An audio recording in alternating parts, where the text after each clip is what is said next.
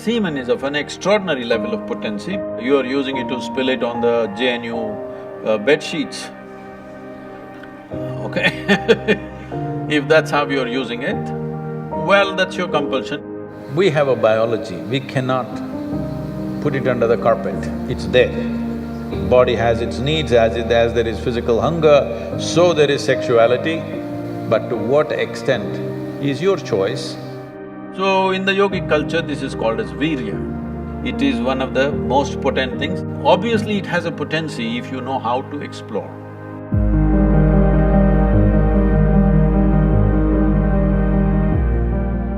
Namaskaram, Sadhguru.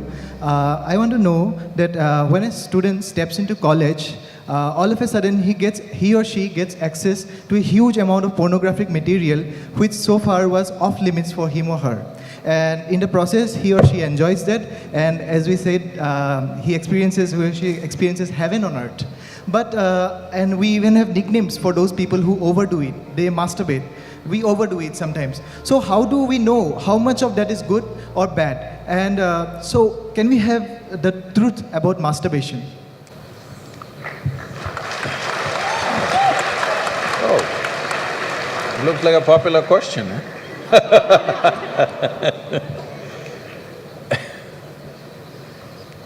See, we have a biology, we cannot put it under the carpet, it's there. It's best we address it for what it is. But right now the problem in the world is, because certain religious institutions in the world took this attitude that the very biology of the human being is wrong, because of this, culture started hiding it under the carpet. Well, in this culture we never had it, but after the British came and left, we became more prudish than the British. But before that, if you look at our temples, all the outside temple art is all pornographic, if that's what you want to call it. But we don't call it pornographic, we are only talking about the various dimensions of human biology. Because we don't see it as wrong, but we see it as the periphery of life. If you stay there only, you will stay on the physical dimension forever, you will not explore anything else. So in the temple, always it's the periphery. You are supposed to look at that and understand it's the periphery of life and try to make an attempt to go deeper, but at the same time not to be in denial of it. Not to glorify it or not to be in denial of it is the most important thing. But in your college, watching these things on the whatever, your internet or whatever, people tell me that… somebody told me, I don't know if these percentages are correct. When I was asking, what is the content? I was trying to understand the internet and its content, what is the real content on the internet? They're telling me, you should know, they're telling me 70% of the content on the internet is pornography. Is it so? Is it so? You must be the expert.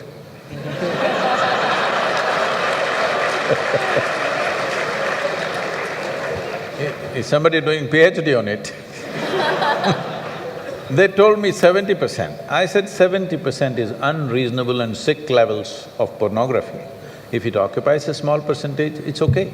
70% of a technological platform which could do millions of things, unfortunately is pornographic. Just biology of life is very unfortunate because once you come as a human being, your biology is not the front end of your life. It is one part of your life. This cerebral capability came so that your intelligence becomes the front end of your life, and if you become conscious, your consciousness becomes the front end of your life. Biology is the front end of a bull. It's okay for him, that's all he knows. But biology should not be the front end of a human life, it is part of our life. We are not denying it. So, at a certain stage in your life, it's like this. A 95-year-old man went for a medical checkup with his doctor. The doctor did a thorough checkup and said, "Hey, old boy, you're doing great for 95, no problem with you." Then the old man asked, "Doctor, but what about my sex life?" Then the doctor looked at him and asked, thinking about it or talking about it?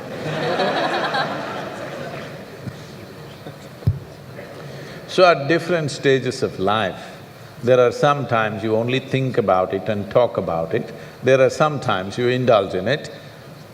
These are passing phases of life.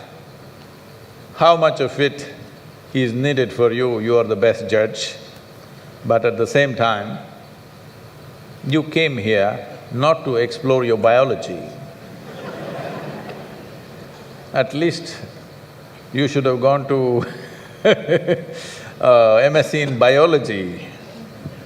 You shouldn't be wasting your time in a technological institute exploring biology.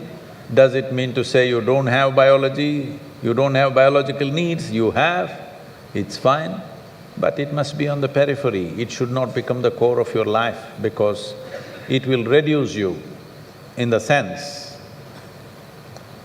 A creature which was purely biological evolved into a place which has an intelligence of its own beyond its biology. See, animal intelligence works for its biology alone. How to get its food, how to get its mate, this is all its entire life is.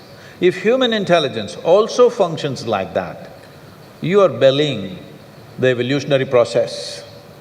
You are seeing how to go back, take the evolutionary process backward, not necessary. This does not mean you do not have a body, body has its needs, as there is physical hunger, so there is sexuality. You have to address it in some way, but to what extent is your choice, but definitely it should not be the front end of your life because you're rolling back evolutionary scheme of putting your intelligence and consciousness in the front. Instead of that, you're putting your biology in the front.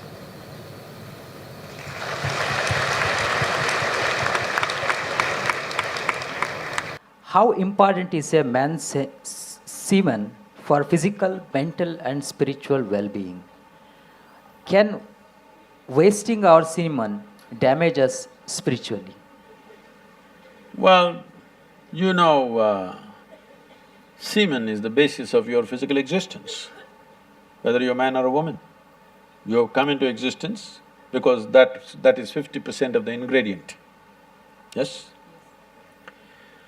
Well, we have skin, we have epithelial cells, we have hair, we have many other aspects of body, you know, heart, liver, kidney, so many things. All these cells are of a certain potency in their own way, but semen is of an extraordinary level of potency, it can create a whole new life. Well, today you can take an epithelial cell and do a lot of things in a laboratory and maybe we can clone you, all right? So the potential is here also, but it is not in the same dynamics as it is in a cell, which you're referring to as semen. So in the yogic culture, this is called as virya. Virya also refers to what you call as vajra, which means stability, or diamond, which is the hardest thing. So in the human body, virya is considered to be like vajra. That means it is one of the most potent things if you know how to use it. Well, how to use it means you can use it to produce a child, that's one thing. Well, if you are… this question is coming because you are using it to spill it on the JNU bed sheets, okay? If that's how you're using it, well, that's your compulsion, you're doing whatever you're doing. This is not something to be judged morally, that's not the point, it's a question of what is the level of compulsion that one has.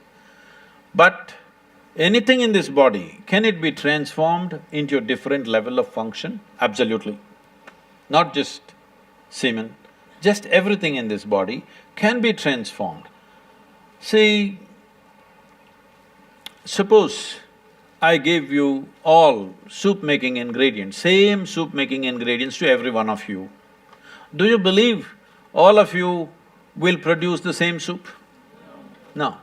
You will produce 500 varieties of soups, those same ingredients. That's all that's happened with us right now. All of us are fundamentally same ingredients, but see how different each one of us are. Different soups. Well, if I give you soup-making ingredients, either you can make a great soup or a lousy soup. Depends what kind of skills you have, isn't it? So this goes for everything, not just for semen. Every dimension of your body and your mind, you can transform into something tremendous, or you can make it mediocre, or you can make it a serious problem. Every aspect of your life. That goes for this aspect of life also. This same energy, see, people are making it literal translations, but if you want to produce a certain, let's say epithelial cells, how much energy the body spends on it? And if you want to produce a cell which you call a semen, how much energy body spends is very different. This can be scientifically established. So, when you're investing so much energy in that, obviously it has a potency if you know how to explore. But are you competent to explore? Are you capable of exploring? Do you have the necessary sadhana and guidance to do that? That's a big question mark.